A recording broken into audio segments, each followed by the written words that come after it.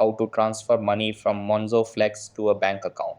Hey guys, in this video, I am going to show you how you can transfer money from Monzo Flex to a bank account. So make sure to watch this video till the end and let's get started. To transfer money from Monzo Flex to a bank account, follow these steps. Step 1. Open the Monzo app. Log into the Monzo app using your PIN or biometric authentication.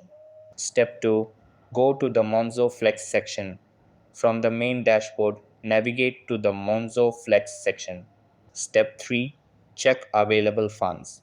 Ensure that you have available credit under your Monzo Flex plan. Step 4. Confirm Flex usage rules. Note that Monzo Flex is typically designed for purchases and direct transfers to a bank account may not be supported. Step 5. Consider alternatives.